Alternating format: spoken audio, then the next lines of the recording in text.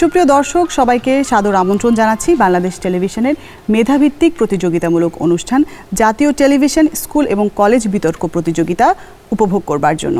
দর্শক, আপনারা জাতীয় টেলিভিশন বিতর্ক প্রতিযোগিতার এই আসরে কখনো বিশ্ববিদ্যালয় পর্যায়ের বিতর্ক দেখেছেন, কখনো বা স্কুল এবং কলেজ পর্যায়ের বিতার্কিকদের অংশগ্রহণ দেখেছেন।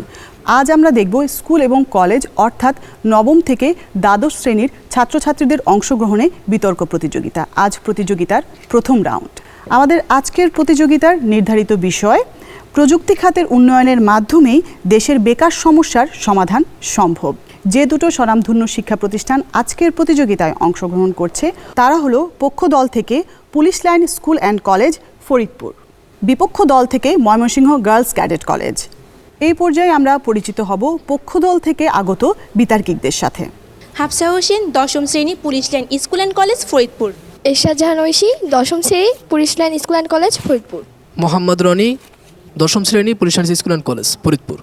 এবার আমরা পরিচিত হব বিপক্ষ দলের প্রতিযোগীদের সঙ্গে।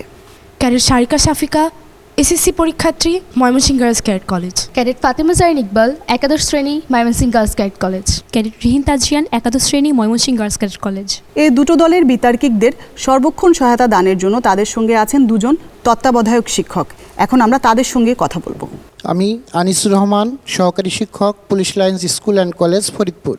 স্যার, আপনার কাছে জানতে চাই, আজকের প্রতিযোগিতার বিষয়টি নির্ধারণ করা হয়েছে প্রযুক্তি নিয়ে। আপনারা কি আজকের প্রতিযোগিতায় অংশগ্রহণ করবার জন্য শুধুমাত্র প্রযুক্তির সহায়তা নিয়েছেন নাকি লাইব্রেরি ওয়ার্কও করেছেন? প্রযুক্তি নির্ভর বাংলাদেশ, এখানে এই প্রযুক্তি ব্যবহার করলে বই পুস্তকও প্রযুক্তির মাধ্যমেই ডাউনলোড করা যায়। এজন্য আমরা আমাদের শিক্ষার্থীরা ওই প্রযুক্তি ব্যবহার করেই মূলত এই প্রস্তুতি গ্রহণ করেছে, তবে কিছু বই পুস্তকের সহায়তাও নিয়েছে। এই পর্যায়ে আমরা পরিচিত হব বিপক্ষ দলের তত্ত্বাবধায়ক শিক্ষকের সঙ্গে। আমি কামরুন নাহার, সহকারী অধ্যাপক, বাংলা বিভাগ, Mymensingh girls cadet college. Madam, আপনার কাছেও আমি একই ধরনের একটি প্রশ্ন রাখতে চাই। আজকের যেমন বিষয়টি নির্ধারিত হয়েছে প্রযুক্তি নিয়ে, প্রযুক্তির সহায়তা দিয়েই কি প্রতিযোগীদেরকে বেশি শক্তিশালী করা যায় নাকি লাইব্রেরি ওয়ার্ক দিয়ে বেশি শক্তিশালী করা যায়? আমাদের ময়মনসিংহ গার্লস ক্যাডেট কলেজে সুন্দর একটি লাইব্রেরি রয়েছে এবং আমরা ডিজিটাল প্রযুক্তিরও প্রচণ্ড সুবিধা পেয়ে থাকি। তো সেক্ষেত্রে আমরা প্রথমেই আমাদের যুক্তিতর্কগুলো উপস্থাপনার জন্য মানবিকভাবে বিশ্লেষণ করেছি, বইপত্রের সাহায্য নিয়েছি, লাইব্রেরি ওয়ার্ক করেছি। পরবর্তীতে আমরা তথ্য এবং তথ্য যাচাই বাছাই এবং বিশ্লেষণ করার জন্য আমরা প্রযুক্তির সাহায্য নিয়েছি। এছাড়াও উভয় দলকে সহযোগিতা করবার জন্য উভয় পক্ষ থেকেই কিছু সহকারী বিতার্কিক রয়েছে। আপনাদের সবাইকেই স্বাগত জানাচ্ছি আমাদের আজকের আয়োজনে। বিতার্কিকদের অবগতির জন্য এবং আপনাদের সবার জ্ঞাতার্থে জানাচ্ছি, উভয় দলকে তাদের যুক্তিতর্ক উপস্থাপনের জন্য সর্বমোট 19 মিনিট সময় প্রদান করা হবে। অংশগ্রহণকারী দল দুটো নিজেরাই নির্ধারণ করবে তারা এই 19 মিনিট সময়ের কতটুকু গঠনমূলক পর্ব এবং কতটুকু যুক্তিখণ্ডন পর্বের জন্য ব্যবহার করবে। তাছাড়া অংশগ্রহণকারী বিতার্কিকদের কে কত মিনিট বক্তব্য রাখবে সেটিও দুটো দলই নির্ধারণ করবে। যুক্তিখণ্ডন পর্বে প্রয়োজন বোধে উভয় দলই একজন অতিরিক্ত বিতার্কিককে সুযোগ প্রদান করতে পারবে, অথবা গঠনমূলক পর্বের বিতার্কিকদের যে কেউ একজন যুক্তিখণ্ডন করতে পারবেন। প্রত্যেক বিতার্কিকের নির্ধারিত সময় 30 সেকেন্ড পূর্বে সতর্কতার সংকেত এবং পূর্ণ সময়ের পর চূড়ান্ত সংকেত প্রদান করা হবে। দর্শক মণ্ডলী, এখন আমরা পরিচিত হব আজকের প্রতিযোগিতার বিজ্ঞ বিচারক প্যানেলের সাথে, যাদের সুচিন্তিত প্রদেয় ব্যালেট দ্বারাই প্রতিযোগিতার জয় পরাজয় নিষ্পন্ন হবে। আমি প্রথমেই মঞ্চে আসবার জন্য অনুরোধ জানাচ্ছি জনাব প্রকৌশলী আনোয়ার পারভেজ শেফিনকে, 13তম জাতীয় টেলিভিশন বিতর্ক প্রতিযোগিতায় চ্যাম্পিয়ন দলের দলনেতা এবং ফাইনালের শ্রেষ্ঠ বিতার্কিক। এই পর্যায়ে মঞ্চে আসছেন জনাব রথীন্দ্রনাথ দত্ত, সরকারের যুগ্ম সচিব এবং প্রাক্তন সাধারণ সম্পাদক, ঢাকা ইউনিভার্সিটি ডিবেটিং সোসাইটি। এই পর্যায়ে মঞ্চে আসছেন ডক্টর আইনুল ইসলাম, অধ্যাপক, অর্থনীতি বিভাগ, জগন্নাথ বিশ্ববিদ্যালয়।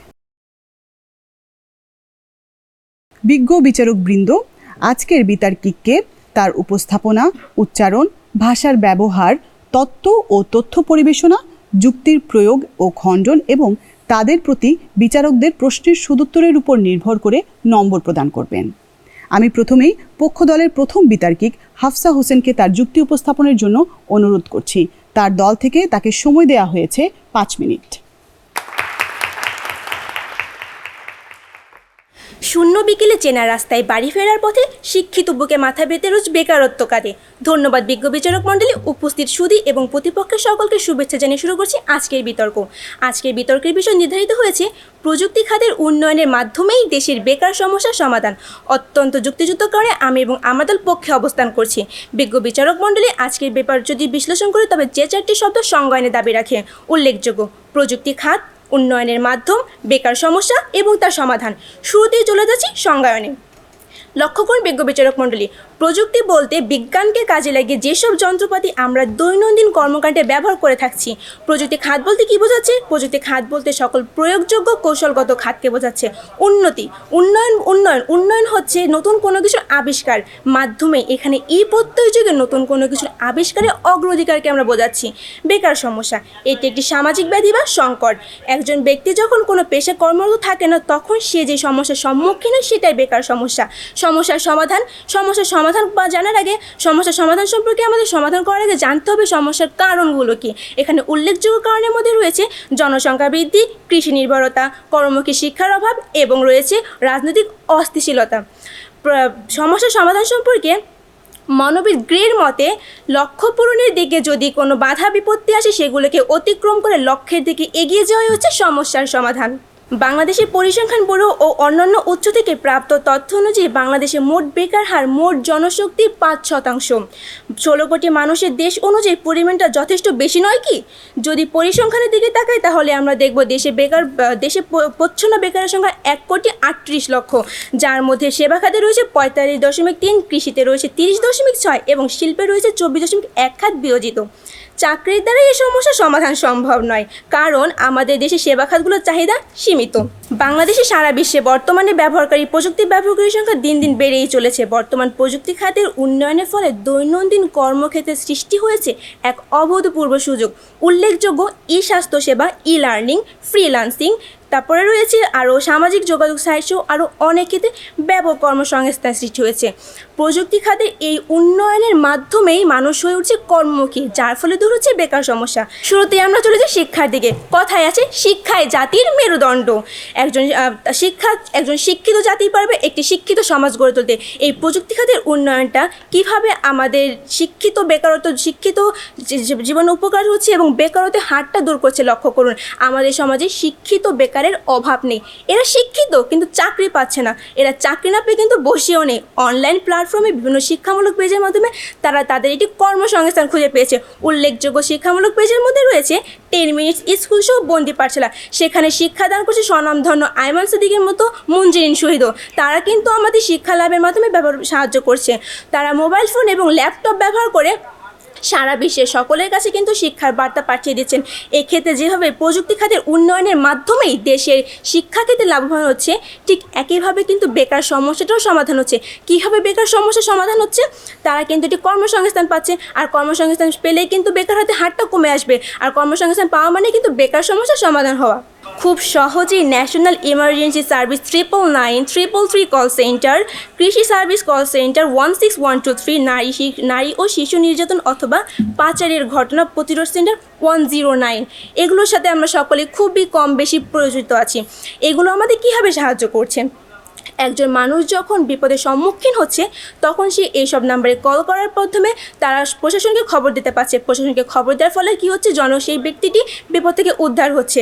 এইসব কল সেন্টারের প্রয়োজন দরকার প্রচুর জনগণের, আর সেই জনগণের প্রয়োজনে তাগিদে যোগদান করছে অজস্র বেকার, যার ফলে কি বেকারত্বটা দূর হচ্ছে না? বিজ্ঞ বিচারক মণ্ডলী, আমি আপনাকে এখানে বোঝাই কীভাবে প্রযুক্তি খাতের উন্নয়নের মাধ্যমেই বেকারত্ব দূর হচ্ছে। তারপরে আসি আমরা শিল্প কারখানা, গার্মেন্টস শিল্পের দিকে। এখানে দেখা যাচ্ছে কি গার্মেন্টস শিল্পে বর্তমান সময়ে অধিক পরিমাণে ইলেকট্রনিক সেলাই মেশিন ব্যবহারের কথা উল্লেখ আছে। এছাড়াও রয়েছে উন্নত প্রযুক্তি। আগে আমাদের পায়ে চালিত সেলাই মেশিন ব্যবহার করা হতো, যার ফলে কাজটা ছিল খুবই কষ্টসাধ্য, জনগণ কর্মমুখী ছিল না। কিন্তু বর্তমানে ইলেকট্রনিক সেলাই মেশিন ব্যবহার করার মাধ্যমে জনগণ কর্মমুখী হয়ে উঠছে এবং তারা একটি বেকার সমস্যা, তারা অর্থ সংস্থান করার একটি কর্মসংস্থান খুঁজে পেয়েছে। তাহলে আমরা বলতে পারি না প্রযুক্তি খাতের উন্নয়নের মাধ্যমেই দেশের বেকার সমস্যার সমাধান হচ্ছে। ধন্যবাদ বিজ্ঞ বিচারক মণ্ডলী, ধন্যবাদ সকলকে। বিপক্ষ দলের প্রথম বিতার্কিক ক্যাডেট সারিকাকে তার যুক্তি উপস্থাপন করবার জন্য অনুরোধ করছি। তার দল থেকে তাকে সময় দেওয়া হয়েছে 5 মিনিট 30 সেকেন্ড। বিচারক মণ্ডলী, ইতোমধ্যে পক্ষ দলের প্রথম বক্তা তাদের দলীয় অবস্থানের স্বার্থে বিষয়টির অসম্পূর্ণ সংজ্ঞায়ন করে গিয়েছেন। তাই আমি বিষয়টির 3টি অংশ, বেকার সমস্যা, প্রযুক্তি খাত এবং সমাধান, প্রপঞ্চগুলোর যথাযথ সংজ্ঞায়ন পুনরায় উপস্থাপন করছি। অর্থনৈতিক ক্ষেত্রতত্ত্ব অনুসারে প্রযুক্তি খাত বলতে শুধু প্রযুক্তি নির্ভর অর্থনৈতিক ব্যবস্থাপনাকে বোঝায়। বেকার সমস্যা মূলত একটি দেশের কর্মক্ষম জনগোষ্ঠীর অর্থনৈতিক কর্মহীনতা ও চাকরিচ্যুত হওয়ার ফলে সৃষ্ট সার্বিক অস্থিতিশীল পরিস্থিতি, এবং সমাধান বলতে আমরা মূলত পূর্ণাঙ্গ ও পরিপূর্ণরূপে বেকার সমস্যা দূরীকরণের উপায়কে নির্দেশ করছি। বিষয়টির প্রত্যয়টিতেই আজকে আমাদের বিতর্কের মূল প্রেক্ষাপট নির্ধারিত হয়েছে, অর্থাৎ শুধু প্রযুক্তি খাতের উন্নয়নের মাধ্যমে দেশের বেকার সমস্যার সমাধান সম্ভব, এবং এই প্রত্যয়টিরই আজকে আমরা বিরোধিতা করছি। প্রথমে দৃষ্টি আকর্ষণ করছি বাংলাদেশে বর্তমান যেই বেকারত্বের 2টি ভিন্ন ধরনের পরিস্থিতি রয়েছে সেগুলোর দিকে। বাংলাদেশে বর্তমানে 2টি ভিন্ন ধরনের বেকারত্বের পরিস্থিতি বিদ্যমান। একদিকে কাজ অনুসারে যোগ্য প্রার্থীর অভাব এবং অন্যদিকে যোগ্যতা অনুসারে কর্মসংস্থানের অভাব। কাজ অনুসারে যোগ্য প্রার্থীর অভাবে যে কারণগুলো বিদ্যমান সেগুলো হলো দক্ষতার ও উদ্যোক্তার অভাব, চাকরি নিয়োগ প্রক্রিয়ার দীর্ঘসূত্রিতা এবং আমাদের দেশের শিক্ষা ব্যবস্থার সাথে কর্মমুখী শিক্ষার সমন্বয়হীনতা। অন্যদিকে যোগ্যতা অনুসারে কর্মসংস্থান অভাবে যে কারণগুলো বিদ্যমান তা হলো অনিয়ন্ত্রিত জনসংখ্যার বৃদ্ধি, কর্মসংস্থানের ঘাটতি এবং সামাজিক ও রাজনৈতিক অস্থিরতার কারণে সৃষ্ট সার্বিক অর্থনৈতিক সংকট। এবারে প্রতিপক্ষের প্রথম বক্তা বলে গেলেন যে প্রযুক্তি খাতের উন্নয়নের মাধ্যমে দেশে কর্মসংস্থান সৃষ্টি হচ্ছে। হ্যাঁ, প্রতিপক্ষ শুধু প্রযুক্তি খাতের উন্নয়ন করলে অনেক লোকের কর্মসংস্থান হবে ঠিকই, তবে বাংলাদেশের মতন তৃতীয় বিশ্বের এই ঘনবসতিপূর্ণ দেশে এই বেকার সমস্যার প্রকট সমস্যার পরিপূর্ণরূপে সমাধান আদৌ সম্ভব হবে কি? অবশ্যই নয়। এবং এজন্যই আজকে আমরা প্রমাণ করে যাবই যে শুধু প্রযুক্তি খাতের উন্নয়ন নয়, বরং কর্মসংস্থানের বৈচিত্র্য আনয়নের মাধ্যমেই দেশের বেকার সমস্যার পরিপূর্ণরূপে সমাধান সম্ভব। এজন্য আমরা 3টি যুক্তি উপস্থাপন করছি। 1, দক্ষ শ্রমিক তৈরি; 2, প্রয়োজনীয় অবকাঠামোগত উন্নয়ন ও বিনিয়োগ বৃদ্ধি; এবং 3, নিয়োগ প্রক্রিয়ার সংস্কার ও উদ্যোক্তা তৈরি। আমি দলের প্রথম বক্তা হিসেবে দক্ষ শ্রমিক তৈরির বিষয়টি সুস্পষ্ট করে যাব। তৃতীয় বিশ্বের প্রেক্ষাপটে আমাদের দেশের অধিকাংশ জনগোষ্ঠীর শিক্ষা পরিধি অত্যন্ত সীমাবদ্ধ, অর্থাৎ মৌলিক শিক্ষা প্রদানে তাদের যে অভাব রয়েছে তা আয়ত্ত করাই এই জনগোষ্ঠীর জন্য একটি আলাদা অর্থনৈতিক চাপ এবং বিরাট চ্যালেঞ্জের বিষয়। আমাদের দেশে বর্তমানে বেকারত্বের 5.4% মানুষ দেশে অবস্থান করছে, অর্থাৎ যাদের মাঝে যুবকদের 10%ই রয়ে যাচ্ছে বেকার।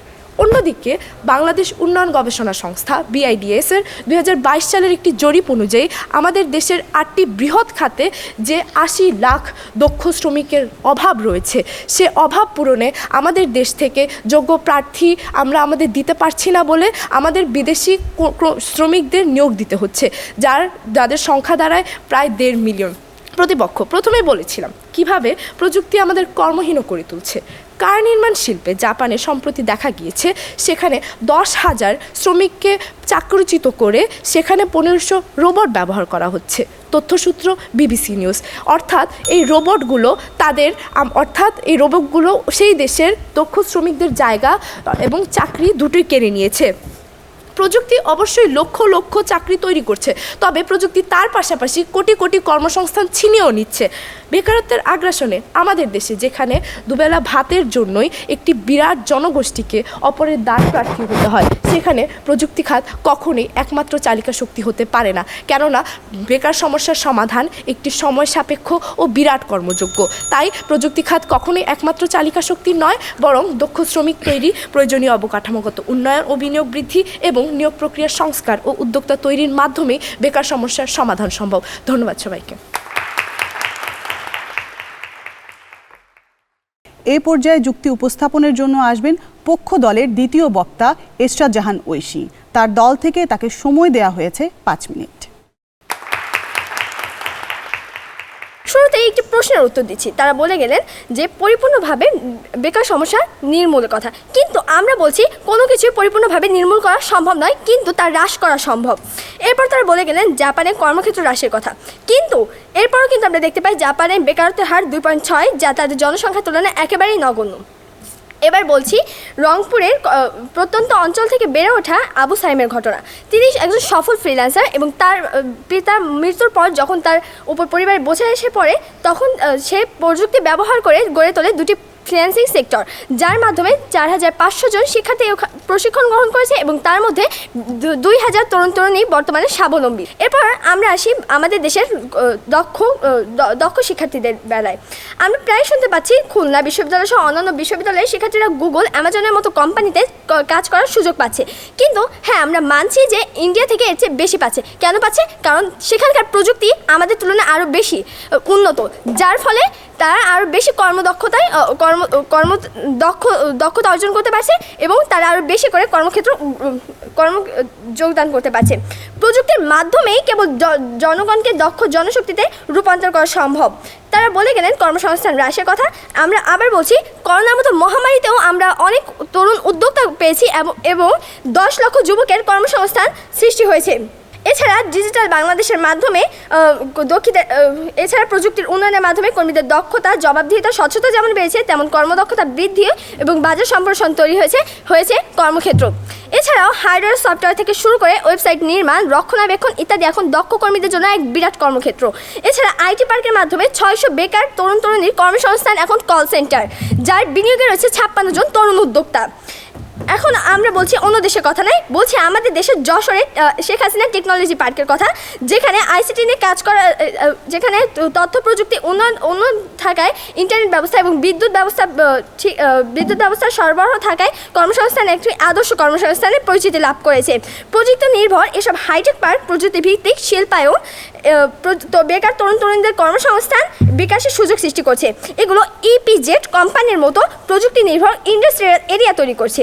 এই বিষয়ে আইসিটি উপদেষ্টা সজীব ওয়াজেদ জয় রাজধানীর একটি আইসিটি টাওয়ারে গভর্নমেন্ট মাস্টার প্ল্যান রিপোর্টে প্রকাশ বলেন তথ্য ও যোগাযোগ প্রযুক্তির উন্নতি ঘটিয়ে বাংলাদেশ আগামী 5 বছরে জাতিসংঘের উন্নয়নে 53টি দেশের তালিকায় থাকবে।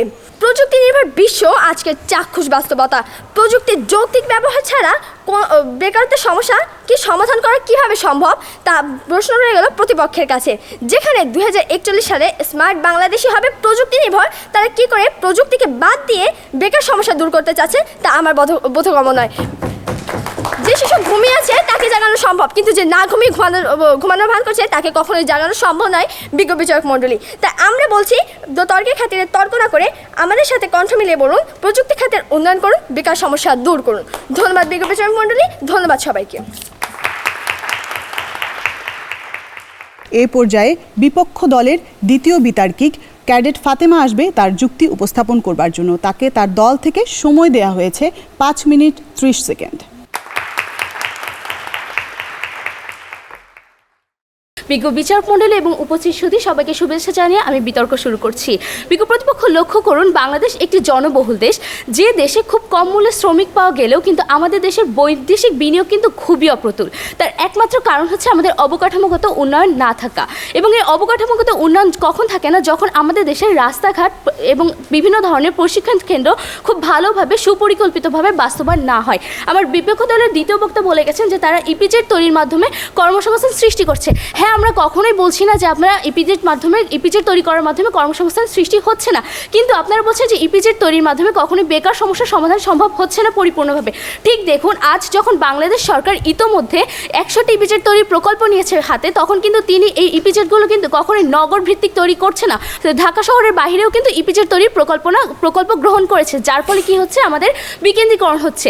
উনি যখন একটি প্রত্যন্ত অঞ্চলে ইপিজেড তৈরি করবে তখন কি হবে? তখন বিভিন্নভাবে দেশি বিদেশি বিভিন্ন কোম্পানিগুলো আমাদের দেশে এসে কাজ করতে ইচ্ছা পোষণ করবে, যার ফলে আমাদের দেশে বিভিন্ন ধরনের বৈদেশিক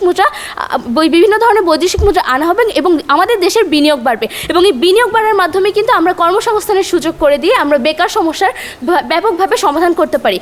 অর্থাৎ আমাদের দেশে যদি আমরা রাস্তাঘাট, কলকারখানা খুব ভালোভাবে এবং পরিকল্পিতভাবে গঠন করি, তাহলে কিন্তু আমরা বলবো যে আমরা এই বেকার সমস্যার সমাধান করতে পারি। আমার বিপক্ষ দলের প্রথম বক্তা তিনি বলে গেছেন যে বিভিন্ন ধরনের প্রশিক্ষণ কেন্দ্রের কথা, এবং এই চাকরি দ্বারা সমস্যা না করে আমরা প্রশিক্ষণ কেন্দ্র তৈরির মাধ্যমে আমরা বেকার সমস্যার সমাধান করব।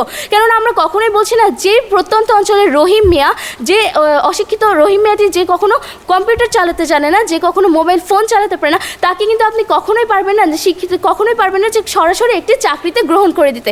তার দরকার হবে দক্ষতা অর্জন করা, এবং এই দক্ষতা অর্জনের জন্য আমরা তৈরি করছি বিভিন্ন ধরনের প্রশিক্ষণ কেন্দ্র, যার প্রেক্ষিতে আমরা দেখছি যে ইতিমধ্যে কিন্তু ঢাকায় মুসলিমের পুনর্জন্ম কথাটি আমরা জানতে পেরেছি। অর্থাৎ রাজশাহীতেই কিন্তু উৎপন্ন করা হচ্ছে ঢাকায় মসৃণ আবার নতুন করে। এই শিল্পগুলোকেই যদি সাথে নিয়ে আমরা এগিয়ে যাই, অর্থাৎ আমাদের গ্রামাঞ্চলের একজন নারীকে বা একজন পুরুষকে যদি আমরা কখনো সরাসরি অ ক খ না পড়ে, আমরা যদি যে মানুষটি জানে না সরাসরি অ ক খ পড়তে, তাকে আমরা কিন্তু এই দক্ষতার কাতিরে আনতে পারি এবং এই দক্ষতার মাধ্যমে তাকে বিভিন্নভাবে কর্মসংস্থানের সৃষ্টি করে দিতে পারি।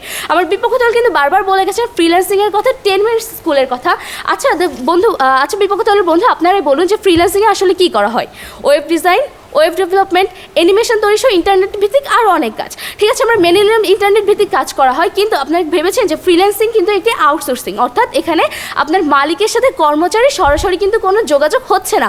অর্থাৎ আপনি কিন্তু আপনার চাকরি নিয়ে কখনোই নিশ্চয়তা থাকছেন না। যে কোনো সময় আপনি সাময়িকভাবে ফ্রিল্যান্সিংয়ের মাধ্যমে আপনি সাময়িকভাবে আপনার চাকরি পাচ্ছেন, কিন্তু কখনোই কিন্তু এই চাকরিটা আপনি কখনোই সরাসরিভাবে আপনার সারা জীবনের জন্য এই চাকরিটা আপনি রেখে দিতে পারছেন না। কেননা প্রথম আলো পত্রিকায় প্রকাশিত হয়েছে বাংলাদেশের 1.5 থেকে 2 লক্ষ মানুষ ফ্রিল্যান্সিংয়ের সাথে জড়িত, যেখানে মাত্র 30,000 মানুষজন তাদের নিজস্ব পেশা হিসেবে এই ফ্রিল্যান্সিংকে গ্রহণ করেছে। তাহলে বাকি মানুষগুলো কি করছে? বাকি মানুষগুলো তাদের সহকারী পেশা হিসেবে এই ফ্রিল্যান্সিংয়ের সাহায্য নিচ্ছে। তাহলে যে কোনো সময় কিন্তু অনিশ্চয়তার কাতিরে পড়ে এই ফ্রিল্যান্সিং ধসে পড়ে যেতে পারে। এবং এর প্রেক্ষিতে বলছি যে দক্ষতা অর্জন হচ্ছে আপনার একটি নিজস্ব অর্জন, যে অর্জন কখনোই আপনি কোনোভাবে হারিয়ে ফেলতে পারবেন না। অর্থাৎ অনিশ্চয়তার আশঙ্কায় না থেকে উপযুক্ত প্রশিক্ষণের মাধ্যমে যদি আপনি নিজেকে দক্ষ করে তুলতে পারেন, তাহলে কিন্তু বিভিন্নভাবে সম্ভব আপনি যে কোনো ধরনের কাজে নিয়ন্ত্রিত থেকে আপনার কর্মসংস্থান সৃষ্টি করে বেকারত্ব দূর করতে পারবেন। আচ্ছা ভেবে দেখেছেন, 1 দশক আগেও যারা ব্যানার তৈরি করে উপার্জন করত এবং যারা ট্রাভেল এজেন্সিতে কাজ করতো, তারা আজ কোথায়? কারণ তাদের পরিবর্তে আমরা কি করি? আমরা এখন কম্পিউটারের মাধ্যমে একটি ব্যানার তৈরি করি। তার পরিবর্তে আমরা এখন ফেসবুকের মাধ্যমে বিভিন্ন জায়গায় ঘোরাঘুরির জন্য ট্রাভেল এজেন্সির সাথে যোগাযোগ করি। তাহলে যে প্রযুক্তির মাধ্যমে এতজন মানুষের চাকরিচ্যুত হচ্ছে, সেই প্রযুক্তি কীভাবেই পারবে যে আমাদের বেকার সমস্যার পরিপূর্ণ সমাধান করতে? এক্ষেত্রে আমরা বলতে চাই, আমাদের বেকার সমস্যার পরিপূর্ণ সমাধান করার জন্য আমাদের অবকাঠামোগত উন্নয়ন করা দরকার এবং বিনিয়োগ বাড়ানো দরকার। এই বিনিয়োগ বাড়ানোর জন্য আমাদের দরকার বিভিন্ন ধরনের প্রণোদনা সৃষ্টি করা, যার মাধ্যমে সবাইকে আমরা কর্মক্ষম করে তুলতে পারবো এবং সঠিক প্রশিক্ষণের মাধ্যমে আমরা তাদেরকে ভালোভাবে দক্ষ করে তুলতে পারবো। সুতরাং এই অবকাঠামোগত উন্নয়ন এবং দক্ষতার মাধ্যমে আমরা পারি দেশ থেকে বেকার সমস্যার সমাধান করতে। ধন্যবাদ সবাই। এ পর্যায়ে যুক্তি উপস্থাপনের জন্য আসবেন পক্ষ দলের তৃতীয় বক্তা মোহাম্মদ রনি। তার দল থেকে তাকে সময় দেওয়া হয়েছে 6 মিনিট।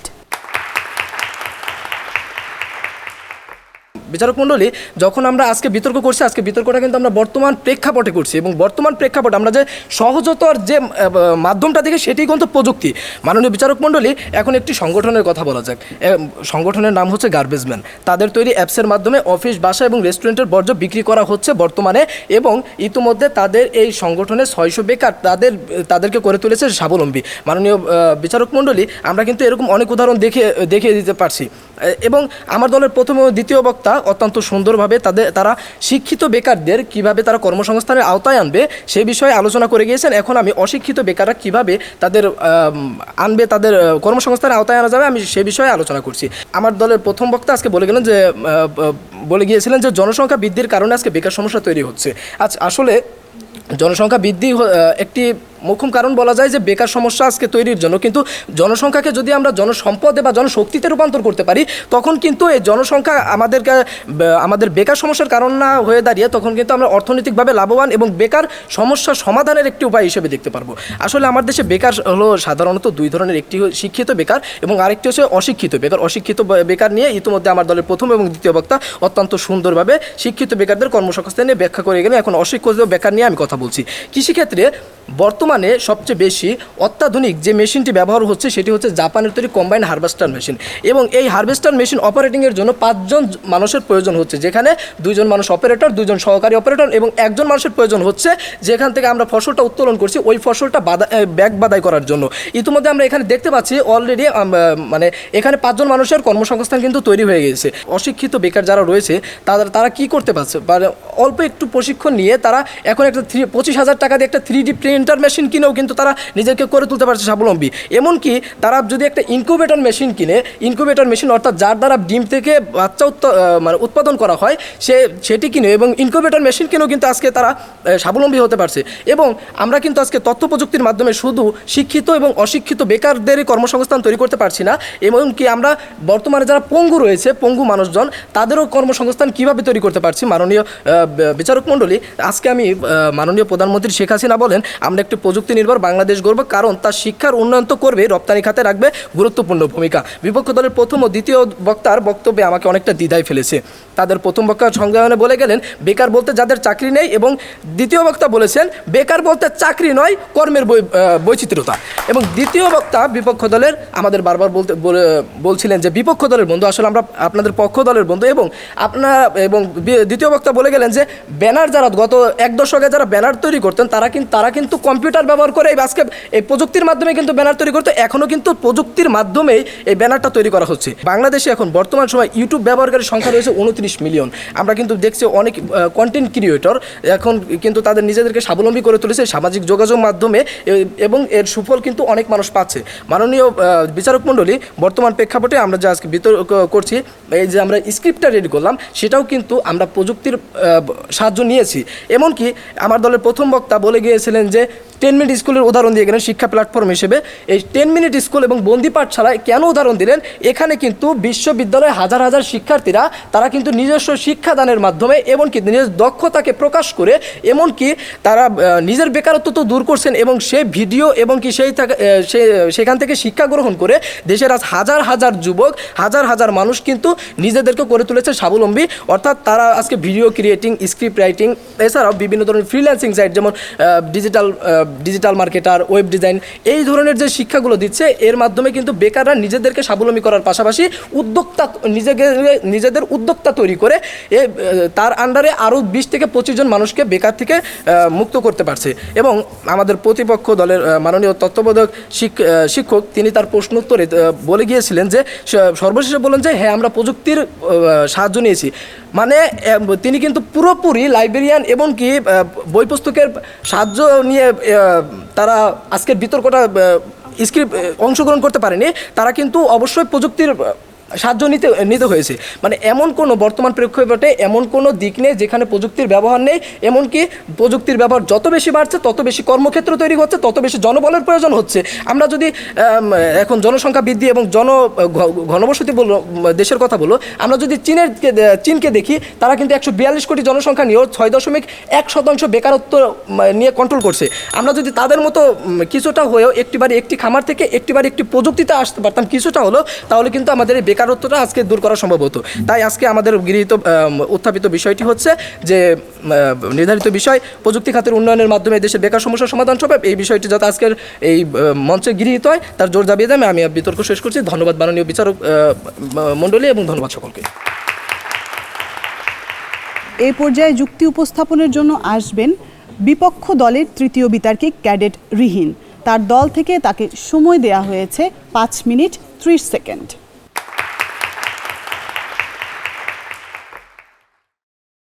বিতর্কের শুরুতেই আমি আমার প্রতিপক্ষ দলের তৃতীয় বক্তার ছোট্ট একটি স্ববিরোধী মন্তব্য দিয়ে আমার বিতর্কটি শুরু করতে চাচ্ছি। তিনি তার বক্তব্যের শেষ দিকে একটি পর্যায়ে বললেন যে তিনি বলছেন যে আমাদের তত্ত্বাবধায়ক শিক্ষক যখন বলেছেন যে হ্যাঁ আমরা প্রযুক্তি খাতে সহায়তা নিয়েছি, পাশাপাশি বই পুস্তকও ব্যবহার করেছি, কিন্তু আপনি কি একটিবার লক্ষ্য করে দেখেছেন আজকে আমাদের বিতর্কের বিষয়টি কী এবং আমাদের বিতর্কের বিষয়ের মূল প্রেক্ষাপট কোনটি? আজকে আমাদের বিতর্কের মূল প্রেক্ষাপটটি হচ্ছে আমাদের প্রত্যয়। আমরা কিন্তু একবারে বলিনি যে আমাদের প্রযুক্তি খাতের প্রয়োজন নেই, আমরা স্বীকার করি প্রযুক্তি খাতের প্রয়োজন আছে, কিন্তু তার পাশাপাশি আমাদের অন্যান্য ক্ষেত্রগুলো রয়েছে, ঠিক যেটি আমাদের আজকে বিতর্কের মূল লক্ষ্য, যে একমাত্র তথ্য প্রযুক্তি উন্নয়ন নয় বরং পাশাপাশি কর্মক্ষেত্রে বৈচিত্র্য আনয়নের মাধ্যমে একমাত্র দেশের বেকার সমস্যার পরিপূর্ণ সমাধান সম্ভব। বাংলাদেশে বর্তমানে নিবন্ধিত ফ্রিল্যান্সারের সংখ্যা প্রায় 30,000 এবং এই ফ্রিল্যান্সিংয়ের সিংহভাগই হলো খণ্ডকালীন চাকরি। তো এবারে আপনাদের যুক্তিতে ফিরে আসি। একমাত্র প্রযুক্তি খাতে উন্নয়নের মাধ্যমে আপনারা যেখানে বেকার সমস্যার পরিপূর্ণ সমাধানের সম্ভাবনা প্রমাণ করতে চাচ্ছেন, খেয়াল করুন এক্ষেত্রে কিন্তু ফ্রিল্যান্সিংয়ের কাজে নিয়োজিত সেই খণ্ডকালীন চাকরিরত ব্যক্তিদেরকে তাদের সেই খণ্ডকালীন চাকরিকে তাদের পূর্ণ পেশায় রূপান্তরিত করতে হবে। তো আপনারা যে সমাধান মডেলটি দেখাচ্ছেন সেটি কিন্তু এটি নির্দেশ করে যে আমাদের দেশে মাত্র যে 4% কাছাকাছি ফ্রিল্যান্সারে নিয়োজিত ব্যক্তি রয়েছে তাদের এই ক্ষুদ্র শতাংশকে 100% নিয়ে আসতে হবে। তো প্রতিপক্ষ তৃতীয় বিশ্বের বাংলাদেশে এটি কি আগামী 100 বছর সম্ভব বা আদৌ সম্ভব কিনা বিষয়টি প্রশ্নবিদ্ধ। আপনারা যে ফ্রিল্যান্সিংকে বেকার সমস্যা সমাধানে পরিপূর্ণ উপায় হিসেবে বলতে চাচ্ছেন, প্রকৃতপক্ষে সেটি কেবল একটি সাময়িক জীবিকার ব্যবস্থা করতে পারে মাত্র। আর ঠিক এখানে আমি দৃঢ়ভাবে বলতে পারি যে আমরা যে কর্মক্ষেত্রে বৈচিত্র্য আনয়ন ভিত্তিক কার্যকরী সমাধান মডেলটি দেখাচ্ছি সেটির দ্বারাই বেকারত্বের এই জটিল সমস্যার সমাধানে পরিপূর্ণ সমাধান সম্ভব। প্রাজ্ঞ বিচারক মণ্ডলী এবং উপস্থিত সুধী, প্রযুক্তি খাতে উন্নয়নের মাধ্যমে দেশের বেকার সমস্যার সমাধান সম্ভব বিষয়টির বিপক্ষে আজকে আমরা আমাদের দলের মূল লক্ষ্যকে প্রমাণ করে যাচ্ছি যে একমাত্র প্রযুক্তি খাতের উন্নয়ন নয় বরং কর্মক্ষেত্রে বৈচিত্র্য আনয়নের মাধ্যমেই দেশের বেকার সমস্যার সমাধান সম্ভব। এবং যে তিনটি প্রধান চুক্তির মাধ্যমে আজকে আমরা আমাদের সমাধান মডেলটি উপস্থাপন করছি সেটি হলো 1 দক্ষ শ্রমিক তৈরি, 2 প্রয়োজনীয় অবকাঠামোগত উন্নয়ন ও বিনিয়োগ বৃদ্ধি এবং 3 নিয়োগ প্রক্রিয়া সংস্কার ও উদ্যোক্তা তৈরি। এবং দলনেতা হিসেবে আমার বক্তব্যের গঠনমূলক এই অংশে বেকারত্বের সমস্যা সমাধানের 3টি উপায়ের মধ্যে নিয়োগ প্রক্রিয়া সংস্কার ও উদ্যোক্তা তৈরির বিষয়টি উপস্থাপন করছি। প্রথমে দেখি উদ্যোক্তা তৈরি কেন প্রয়োজন। উদ্যোক্তা তৈরি প্রয়োজন কারণ এখন পর্যন্ত যতগুলো কর্মক্ষেত্র রয়েছে সেগুলোর সংখ্যা ও আসন সীমিত। এখন কর্মসংস্থানের জন্য প্রয়োজন পর্যাপ্ত নতুন উদ্যোক্তা যারা নিজেদের আয় নিশ্চিত করতে পারবে এবং আরও অনেক মানুষের কর্মসংস্থান সৃষ্টি করতে পারবে। আমরা শিক্ষার্থীরা সবাই আজ বাদে কাল চাকরির প্রার্থী হয়ে যাব, আর তারপরে পর্যায়ে সুপাত্র হিসেবে পরিচিতি পেতে চাকরির বাজারে নিশ্চয়ই সরকারি চাকরি খুঁজবেন, তাই না প্রতিপক্ষ? কিন্তু সরকারি চাকরি কেন? এক্ষেত্রে কিন্তু আমাদের এই মানসিকতাটি কাজ করে যে সরকারি চাকরি পেতেই হবে। তো খেয়াল করে দেখুন, আমরা শিক্ষিত হওয়ার পরও সরকারি প্রতিষ্ঠানে দপ্তরি কাজ করতে উন্মুখ, অথচ একটি বেসরকারি প্রতিষ্ঠানে কাজ করতে কিংবা উদ্যোক্তা হতে নারাজ। আমি এখানে পরিষ্কার করে বলে দিতে চাই যে কোনো কাজ বা পেশায় কম প্রয়োজনীয় বা অপ্রয়োজনীয় নয়, কিন্তু ভিন্ন ভিন্ন প্রত্যেক পেশাতেই উপযুক্ত ব্যক্তিদের কাজের ব্যবস্থাটা করা গুরুত্বপূর্ণ। কারণ আজকে আমাদের লক্ষ্য হলো শিক্ষিত এবং অশিক্ষিত উভয় স্তর থেকেই বেকারত্বকে দূর করা, আর সেজন্য আমাদের মধ্য থেকে প্রথমে আমাদের পূর্বের মানসিকতাটা দূর করতে হবে, অর্থাৎ আর্থসামাজিক পরিকাঠামোর পরিবর্তন করতে হবে। আর চাকরির বাজারে আরও দুটি সমস্যা যে পরিলক্ষিত হয় তার মধ্যে রয়েছে 1 চাকরি প্রক্রিয়ার দীর্ঘসূত্রিতা এবং 2 নম্বরে রয়েছে প্রাতিষ্ঠানিক শিক্ষার সাথে কর্মমুখী শিক্ষার সমন্বয়হীনতা। আর উক্ত সার্বিক পরিস্থিতি সৃষ্টির পেছনে রয়েছে আমলাতান্ত্রিক জটিলতা ও স্বচ্ছতার অভাব।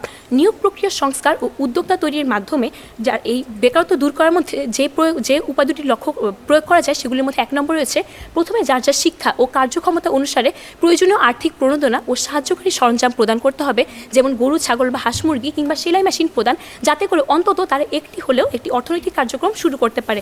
এবং 2 নম্বরে রয়েছে উদ্যোক্তা হওয়ার জন্য তাদেরকে সহজ শর্তে ঋণ প্রদান করতে হবে। এই দুটি পদক্ষেপ যদি গ্রহণ করা যায় তাহলে উদ্যোক্তা তৈরি হবে, উদ্যোক্তার নিজের আয় হবে এবং ক্রমান্বয়ে আরও অনেক মানুষের কর্মসংস্থান সৃষ্টি হবে। প্রতিপক্ষ, আমরা যদি কৃষি প্রধান এই দেশের সকল ধরনের অর্থাৎ শিক্ষিত, স্বল্প শিক্ষিত এবং অশিক্ষিত মানুষকে বেকারত্ব মুক্ত করতে চাই, তাহলে একমাত্র প্রযুক্তি খাতের উন্নয়ন করে সেটি সম্ভব করতে চাও একটু বেশি বাস্তবতা বিরোধী।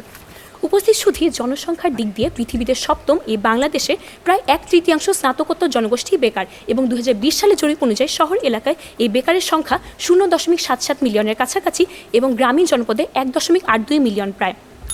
74.91% শিক্ষার হারে এই দেশের দৃষ্টিকোণ ও পরিস্থিতি বিবেচনা করেও যদি আপনারা এখনও বলতে চান যে প্রযুক্তি বেকার সমস্যার সমাধানে মূল চালিকা শক্তি, সেক্ষেত্রে আমি পরিষ্কারভাবে বুঝিয়ে দিতে চাই প্রযুক্তি খাতে বেকার সমস্যার সমাধানে উন্নয়নে একমাত্র ক্ষেত্র নয়, প্রকৃতপক্ষে প্রযুক্তি একটি সাহায্যকারী উপাদান মাত্র। এক্ষেত্রে আমাদের উল্লেখিত 3টি সমাধান বাস্তবায়ন তথা প্রযুক্তি খাতের পাশাপাশি অন্যান্য খাতগুলোতে উন্নয়ন একান্ত আবশ্যকীয়। আমি স্পষ্ট করছি, আজকে বিতর্ক বাংলাদেশের বেকার সমস্যা থেকে উত্তরণের পরিপূর্ণ উপায় নিয়ে, এবং আজকে আমরা আমাদের দলের মূল লক্ষ্যটিকে প্রমাণ করে যাবই যে সকল স্তরের পরিস্থিতি বিবেচনায় একমাত্র প্রযুক্তি খাতের উন্নয়ন নয়, আমি আবারও বলছি একমাত্র প্রযুক্তি খাতের উন্নয়ন নয়, বরং পাশাপাশি কর্মক্ষেত্রে বৈচিত্র্য আনয়নের মাধ্যমে দেশে বেকার সমস্যার পরিপূর্ণ সমাধান করা সম্ভব। এবং যে 3টি যথাযথ উপায়ের মধ্যে রয়েছে 1 দক্ষ শ্রমিক তৈরি, 2 অবকাঠামোগত উন্নয়ন ও বিনিয়োগ বৃদ্ধি এবং 3 নিয়োগ প্রক্রিয়া সংস্কার ও উদ্যোক্তা তৈরি। আমার বিতর্ক এখানে শেষ করছি। ধন্যবাদ সকলকে। এরই সঙ্গে গঠনমূলক পর্বের বিতর্ক শেষ হলো। এবার যুক্তি খণ্ডনের পালা। প্রথমেই পক্ষ দলের মনোনীত বিতার্কিক হিসেবে যুক্তি খণ্ডন করতে আসছে দলনেতা মোহাম্মদ রনি। তার দল থেকে তাকে সময় দেওয়া হয়েছে 3 মিনিট। আমরা আজকে বিতর্কটা করছি বর্তমান প্রেক্ষাপটে, অর্থাৎ আমাদের প্রেক্ষাপট আলোচনা করতে হবে। উদ্যোক্তা তৈরিতে অবশ্যই বর্তমান প্রেক্ষাপটে প্রযুক্তি দরকার, কেননা আমরা আজকে সামাজিক যোগাযোগ মাধ্যম যে ব্যবহার করি, অর্থাৎ ফেসবুককে আমরা যদি ধরি, তো বর্তমান সময়ে উদ্যোক্তারা সবার আগে কিন্তু ফেসবুকে পোস্ট করে তার পণ্যটা বা সে যে উদ্যোক্তা হিসেবে পরিচিত হতে চায়, সে যে উদ্যোক্তা হতে চায়, সেটা কিন্তু সবার আগে তারা ফেসবুক অথবা বর্তমান সময়ে প্রযুক্তি ব্যবহার করে, তথ্য প্রযুক্তি ব্যবহার করে আগে সবার মাঝে ছড়িয়ে দিচ্ছে। আপনারা একটা প্রশ্ন করলেন যে 4% ফ্রিল্যান্সিং শেখা জনগণকে 100% নেওয়া সম্ভব কিনা। আমরা কখনোই বলি নাই যে আমরা ফ্রিল্যান্সিংয়ে বাংলাদেশ ফ্রিল্যান্সিংয়ের মাধ্যমে বাংলাদেশের বেকার সমস্যা দূর করব, অর্থাৎ 4% থেকে আমরা 100% নিয়ে যাব। আমরা কিন্তু অশিক্ষিত বেকার যারা রয়েছে তাদের আমরা প্রশিক্ষণের মাধ্যমে বিভিন্ন দিক দেখিয়ে দিয়ে গেছি, প্রযুক্তি প্রসারের মাধ্যমে আমরা কিভাবে তাদের বেকারত্ব দূর করতে পারি। চীনের দিকে যদি আমরা দেখি 142 কোটি জনসংখ্যা নিয়েও তারা কীভাবে 6.1% তারা কীভাবে এখনও তাদের বেকারত্বটা কন্ট্রোল করছে, অর্থাৎ তারা কিন্তু প্রতিটা ঘরে ঘরে তাদের প্রযুক্তির এরকম ব্যবস্থা রয়েছে। আমাদের বাংলাদেশে একটি বর্তমান সময়ে প্রকল্পিত একটি পরিচালিত প্রকল্প হচ্ছে একটি বাড়ি একটি খামার। আমরা এই প্রকল্পে যথেষ্ট সফল, কিন্তু আমরা যদি এখান থেকে একটু সরে গিয়ে আমরা একটি বাড়ি একটি প্রযুক্তিতে চলে যেতে পারি অল্প একটু, তো তখন কিন্তু আমরা যদি একটু সরে যেতে পারি তখন কিন্তু আমাদের দেশে বেকার সমস্যা অনেকটা সমাধান করা সম্ভব হয়ে যাবে। আজকে আমরা প্রত্যয়ের জন্য আমরা এখানে বিতর্ক করছি। বেকার সমস্যা বেড়ে যাচ্ছে বলে সমস্যা সমাধানের জন্য প্রযুক্তিকে পারদর্শী করতে হবে এবং মাননীয় প্রধানমন্ত্রী ঘোষিত স্মার্ট বাংলাদেশ তৈরি করতে হবে। এবং আপনারা বললেন যে দক্ষতা, উদ্যোক্তা তৈরি এবং অবকাঠামোগত উন্নয়ন, বর্তমান সময়ে প্রযুক্তি ছাড়া আপনারা কিভাবে এখানে আপনারা এই উন্নয়নগুলো অর্থাৎ দক্ষতা অর্জন করাতে পারবেন, উদ্যোক্তা তৈরি করতে পারবেন এবং অবকাঠামোগত উন্নতি করতে পারবেন, এই প্রশ্নের উত্তরটা দিয়ে যাবেন। এবং সর্বখাতে যখন প্রযুক্তি ব্যবহার হয় তখন প্রযুক্তি খাতের উন্নয়নের মাধ্যমে বেকার সমস্যার সমাধান হয়। আপনাদের কথায় আজকে যুক্তি ছিল, কিন্তু এমন কোনো ভিত্তি ছিল না। অর্থাৎ আমরা এখন বলতে পারি যে সুতরাং তর্কের খাতিরে বিতর্ক না করে আসুন একসাথে তালে তাল মিলিয়ে বলি, প্রযুক্তি খাতের উন্নয়নের মাধ্যমেই দেশের বেকার সমস্যার সমাধান সম্ভব। ধন্যবাদ মাননীয় বিচারক মণ্ডলী, ধন্যবাদ সকলকে। এ পর্যায়ে যুক্তি খণ্ডনের জন্য মঞ্চে আসবে বিপক্ষ দলের দলনেতা ক্যাডেট রিহিন। তার দল থেকে তাকে সময় দেওয়া হয়েছে 3 মিনিট। প্রথমে আমার প্রতিপক্ষ দলের তৃতীয় বক্তা একটি যুক্তিখণ্ডের মাধ্যমে আমি বক্তব্য শুরু করতে চাচ্ছি। তিনি উল্লেখ করেছেন চীন তৃতীয় বিশ্বের একটি দেশ, কিন্তু দুঃখিত বিজ্ঞ প্রতিপক্ষ, চীন মোটি তৃতীয় বিশ্বের একটি দেশ নয়, এটি একটি উন্নত দেশের মধ্যে তালিকায় পড়ে। এবং তিনি আরও বলেছেন যে উদ্যোক্তা তৈরির কথা বলছেন এবং ফেসবুকে ব্র্যান্ডিংয়ের মাধ্যমে সেটি একজন উদ্যোক্তা তাকে সর্বত্র প্রচার করতে পারে যে সে একটি উদ্যোক্তা হয়েছে এবং সবাই সেটা জেনে তাকে সাহায্য করতে পারে। কিন্তু প্রতিপক্ষ সে যে উদ্যোক্তা তৈরি, আপনি বলতে চাচ্ছেন যে উদ্যোক্তা সে তৈরি হয়েছে ফেসবুকের মাধ্যমে, কিন্তু প্রকৃতপক্ষে সে তার উদ্যোগ গ্রহণ করে সে তারপরে ব্র্যান্ডিংটি করতে পেরেছে সেই প্রযুক্তির মাধ্যমে। কিন্তু সে যখন উদ্যোক্তা হচ্ছে তখন তার জন্য প্রয়োজন হচ্ছে হাঁস মুরগি, গরু ছাগল কিংবা সেলাই মেশিন, এমনটি জিনিস যেটি প্রথমে তাকে স্বাবলম্বনের জন্য দাঁড় করাতে পারে। তারপরে তাদের দলের তৃতীয় বক্তা আরও একটি বাক্য বলেছিলেন যে অল্প একটি যে ইজি বাইকের যে ঘটনাটি তিনি বলেছিলেন, তিনি সেখানে বলেছিলেন যে একটি ইজি বাইক যেটি বিদ্যুৎ চালিত এবং সেটির সাহায্যে সে অল্প একটু প্রশিক্ষণের মাধ্যমে তিনি সেটি ব্যবহার করে অর্থনৈতিকভাবে তিনি স্বাবলম্বী হতে পেরেছেন। কিন্তু আমি বলতে চাই, আপনার যে অল্প একটু প্রশিক্ষণের মাধ্যমে আমাদের সাথে অল্প একটু সহমত পোষণ করেছে, এটাতে আপনাকে আমরা ধন্যবাদ জানাচ্ছি। একটি ইজি বাইকের আবিষ্কার কখনই সেই ব্যক্তিটির চাকরির সুযোগ করতে পারেনি, তাকে চাকরির সুযোগ করে দিয়েছে তার প্রশিক্ষণ। সেই বিষয়টির ব্যাপারে ঠিক যেই বিষয়টি আমরা আজকে বলতে চাচ্ছি যে একমাত্র প্রযুক্তি খাতের উন্নয়ন নয়, যথাযোগ্য প্রশিক্ষণের মাধ্যমে দক্ষ শ্রমিক তৈরি, অবকাঠামোগত উন্নয়ন ও বিনিয়োগ বৃদ্ধি এবং সেই একই সাথে নিয়োগ প্রক্রিয়া সংস্কার ও উদ্যোক্তা তৈরির মাধ্যমে আজকে বেকার সমস্যার সম্পূর্ণ সমাধান করা সম্ভব। এবং আমরা যে সমাধান মডেলটি দেখাচ্ছি এটি বাস্তবে অবশ্যই পরিকল্পনাটি বাস্তবায়ন করা সম্ভব। তাদের দলে দ্বিতীয় বক্তা বলেছিলেন যে হয়তোবা 100% বেকারত্ব দূর করা সম্ভব না, কিন্তু হ্যাঁ আমিও তার সাথে এটি সহমত পোষণ করি যে 100% বেকারত্ব দূর করা সম্ভব না, কিন্তু আমরা তারপরেও যে থিওরিটিক্যাল আমরা যে পরিকল্পনাটি গ্রহণ করব আমাদেরকে সেটি বাস্তবসম্মত হতে হবে। কখনোই বাস্তবতা বিবর্জিত একটি উদাহরণকে আমরা গ্রহণ করতে পারি না। তারা আরও একটি জিনিস বলেছিলেন যে যশোরে হাইটেক পার্ক নির্মাণের বিষয়টি, তারা সেখান থেকে যেই আউটকামগুলোর কথা বলেছিলেন সেগুলো কিন্তু নিতান্তই আমরা বইয়ে যেগুলো পড়েছি হাইটেক পার্কের থেকে আমরা কী উপকারিতা পাচ্ছি সেগুলি, কিন্তু বাস্তবে আপনি যেই দেখুন সেই যশোর জেলা, যেটি বর্তমানে বাংলাদেশের প্রথম ডিজিটাল জেলা হিসেবে স্বীকৃত, সেখানে বঙ্গবন্ধু হাইটেক পার্কে দেখা যাচ্ছে যে সেই হাইটেক পার্কটি একটি রিসোর্ট এবং রেস্টুরেন্ট ছাড়া অন্য আর কিছুই নয়। এবং সেটার কারণটা কি? সেটার কারণ হচ্ছে সেখানে বিনিয়োগ কম, বিনিয়োগে আগ্রহী ব্যক্তির কম, এবং সেটির পিছনে মূল কারণ হচ্ছে দক্ষ শ্রমিক নেই। কারণ আমাদের দেশে দারিদ্র্যসীমার নিচে একটি বিরাট অংশে মানুষ বসবাস করে এবং ঠিক তাদের জন্য হাইটেক পার্ক একটি জাদুঘর ছাড়া আর কোনো কিছু নয়। সুতরাং আপনারা যেটি কথা বলছেন এটি একান্ত একটি বাস্তবতা বিবর্জিত পরিকল্পনা যে তৃতীয় বিশ্বে একটি দেশ বাংলাদেশে শুধুমাত্র প্রযুক্তি খাতে উন্নয়নের মাধ্যমেই দেশে বেকার সমস্যার সমাধান করা সম্ভব। সুতরাং আমি আজকে এটি প্রমাণ করি আমার বক্তব্য এখানে শেষ করছি যে একমাত্র প্রযুক্তি খাতের উন্নয়ন নয়, বরং পাশাপাশি কর্মক্ষেত্রে বৈচিত্র্য আনয়নের মাধ্যমেই দেশে বেকার সমস্যার পূর্ণাঙ্গ সমাধান করা সম্ভব। ধন্যবাদ মাননীয় বিচারক মণ্ডলী, ধন্যবাদ সকলকে। সুপ্রিয় দর্শক, যুক্তি এবং যুক্তি খণ্ডন শেষ হলো। এবারে বিচারকদের প্রশ্ন উত্তরের পালা। আমাদের বিচারক প্যানেল থেকে সম্মানিত বিচারক জনাব ডক্টর মোহাম্মদ আইনুন স্যার উভয় দলকে একটি করে প্রশ্ন করবেন, যার উত্তর প্রদানের জন্য উভয় দলের নির্বাচিত একজন বিতার্কিক 2 মিনিট সময় পাবেন। 1.5 মিনিটে সতর্কতা সংকেত এবং 2 মিনিটে চূড়ান্ত সংকেত দেয়া হবে। এখন আমার পক্ষ দলের প্রশ্নটা হচ্ছে এরকম যে প্রযুক্তি খাতের উন্নয়ন খুবই স্বাভাবিক, প্রয়োজন আছে, কিন্তু প্রযুক্তি খাতের উন্নয়ন আবার শ্রমিককে বেকার তৈরি করে, কর্মহীন করে আর বিশেষ করে। আমার প্রশ্নটা হচ্ছে এখানে তিনটা যদি মোটা দেখে 3টা খাত, শিল্প, কৃষি এবং সেবা। এখন কোন খাতে এখনও প্রযুক্তির উন্নয়নের সুযোগটা আছে, স্কোপটা আছে এবং সেখানে বাধাগুলো কী কী? শিল্প, কৃষি এবং সেবা, আমরা যদি বর্তমান সময়ে শিল্প খাতে সবচেয়ে আমরা একটু বেশি প্রযুক্তির ব্যবহারটা বেশি করতে পারি, অর্থাৎ আমরা এখানে দেখতে পারবো যে আরও বেশি কর্মসংস্থান তৈরি করতে পারি। আমরা বর্তমান প্রেক্ষাপটে আমাদের এটি সবচেয়ে বেশি প্রয়োজন যে শিল্প খাতে যদি আমাদের আরও বেশি প্রযুক্তির উন্নয়নটা আরও বেশি ঘটাতে পারি, তখন দেখতে পারবো যে আমাদের এখানে আরও কর্মসংস্থানের ক্ষেত্রে এবং কর্মক্ষেত্রে আরও বেশি বেশি তৈরি হবে। তখন আমাদের বেকারত্বটা আরও বেশি, আমরা বেকার সমস্যাটা একটু বেশি দূর করতে পারবো এবং কি সমাধান করতে পারবো।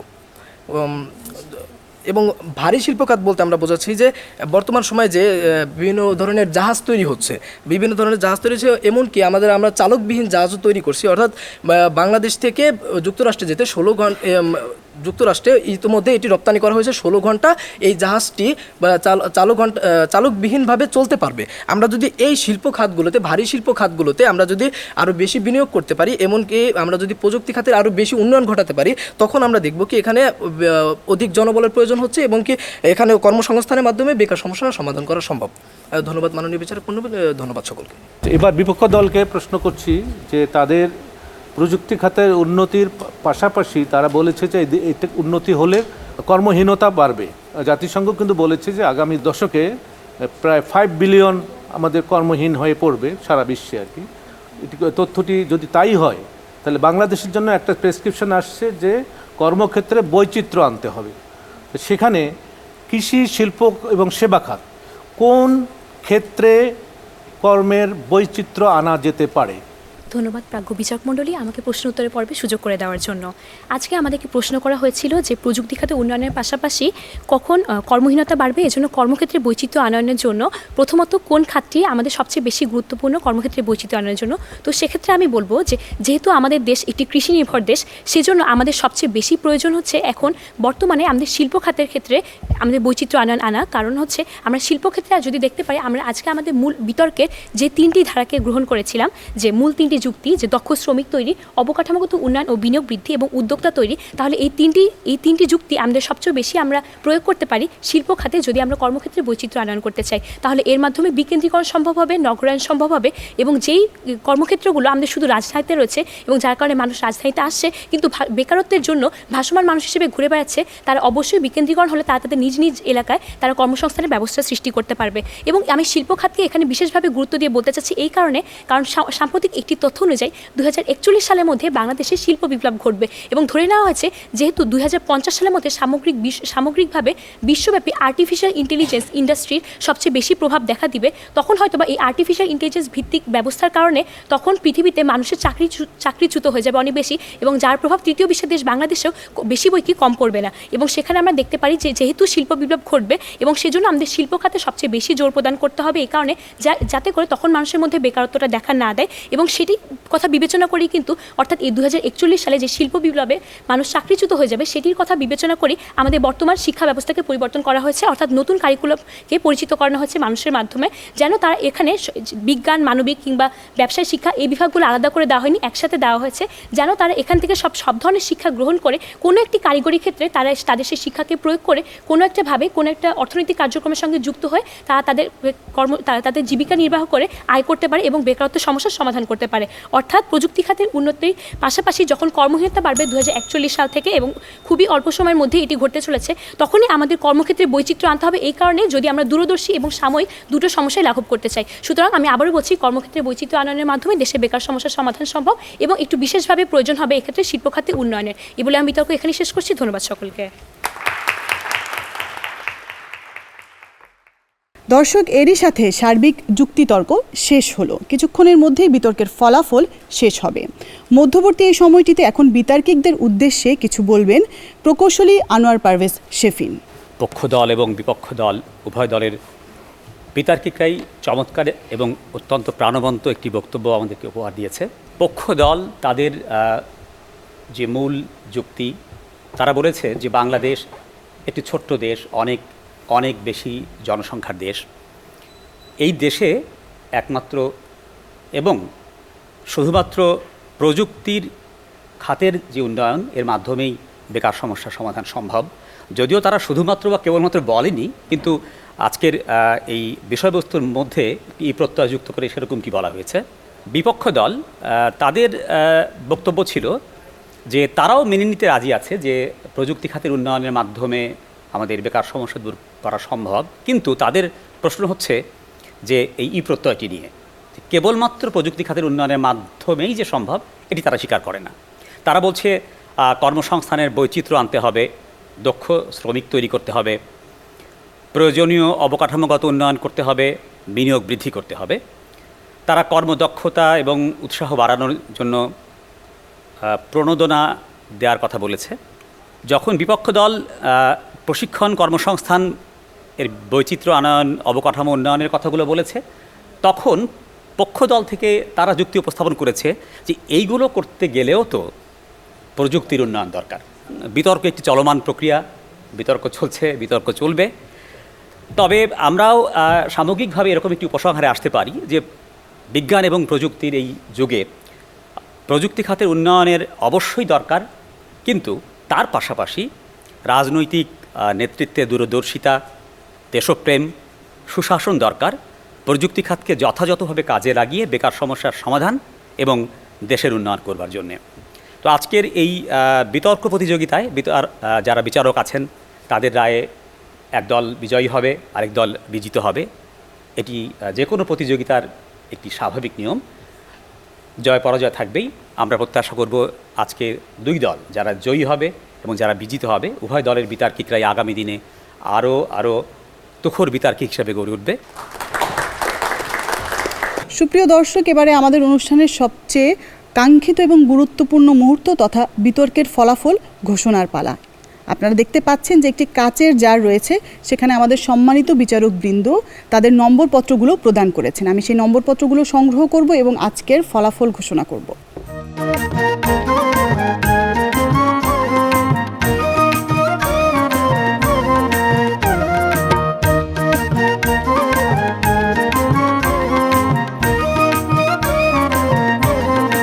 সুপ্রিয় দর্শক, আপনারা এখানে কাচের জারে যে নম্বরপত্রগুলো দেখতে পাচ্ছেন সেখান থেকে সংখ্যাগরিষ্ঠ নম্বরপত্র যারা পাবে সেই পক্ষই বিজয়ী পক্ষ হবে এবং শ্রেষ্ঠ বিতার্কিকের ক্ষেত্রেও একই পদ্ধতি অনুসরণ করা হবে। প্রথমেই আমি সবুজ কালারের ব্যালটটি নম্বরপত্রটি তুলে নিচ্ছি।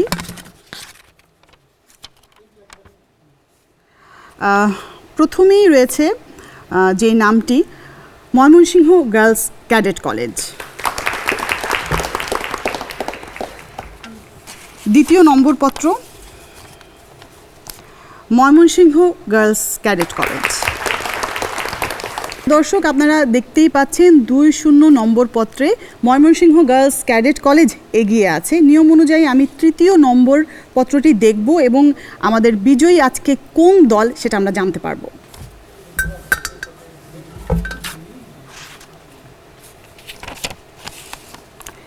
এবং তৃতীয় নম্বরপত্রেও যেই নামটি আছে সেই নামটি আমি ঘোষণা করছি ময়মনসিংহ গার্লস ক্যাডেট কলেজ। তার মানে 3-0 ব্যালটের ব্যবধানে জয়লাভ করেছে ময়মনসিংহ গার্লস ক্যাডেট কলেজ। এই পর্যায়ে শ্রেষ্ঠ বিতার্কিক কে হচ্ছে আমরা তা জেনে নিব। প্রথম ব্যালটের শ্রেষ্ঠ বিতার্কিক ক্যাডেট রিহিন। দ্বিতীয় ব্যালটের শ্রেষ্ঠ বিতার্কিক আবারও ক্যাডেট রিহিন। তৃতীয় ব্যালট এবং সর্বশেষ ব্যালট অনুযায়ী শ্রেষ্ঠ বিতার্কিক ক্যাডেট রিহিন। তার মানে আজকের প্রতিযোগিতার শ্রেষ্ঠ বিতার্কিক ক্যাডেট রিহিন তাজরিয়ান।